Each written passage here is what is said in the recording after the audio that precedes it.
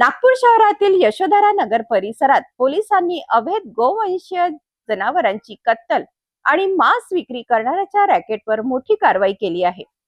गुप्त माहितीच्या आधारे टाकलेल्या धाडीत तब्बल 400 किलो गोवंशीय मांस, कत्तलीचे साहित्य आणि जिवंत जनावरे जप्त करण्यात आली। या प्रकरणी 2 आरोपींना अटक करण्यात आली असून संपूर्ण परिसरात खळबळ उडाली आहे। पाहूया हा विशेष रिपोर्ट। नागपूरच्या यशोधरा नगर पोलीस ठाण्याच्या हद्दीत पोलिसांनी अवैध गोवंशीय जनावरांची कत्तल आणि मांस विक्री करणाऱ्या अड्ड्यांवर मोठी धाड टाकली। गुप्त माहितीच्या आधारे वरिष्ठ अधिकाऱ्यांच्या मार्गदर्शनाखाली पोलिसांचे विशेष पथक घटनास्थळी पोहोचले। कारवाई दरम्यान तब्बल 400 किलो गोवंशीय मांस जप्त करण्यात आले।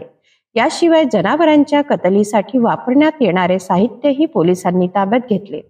पोलिसांनी आरोपींची चौकशी केल्यानंतर शेजारील बंद खोलीची तपासणी केली असता तेथे अनेक गोवंशीय वासरे आणि गायी कोंडून ठेवण्यात आल्याचे उघड झाले। पोलिसांनी तात्काळ या जनावरांची सुटका केली। या कारवाईत एकूण 3,05,800 रुपयाचा मुद्देमाल जप्त करण्यात आला आहे।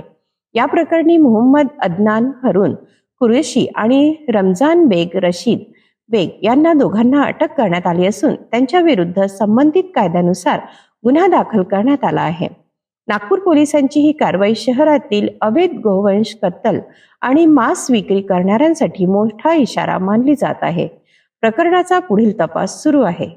गुप्त माहितीच्या आधारे नागपूर पोलिसांनी केलेल्या कारवाईमुळे अवैध गोवंश कत्तल आणि मांस विक्रीच्या रॅकेटचा पर्दाफाश झाला आहे।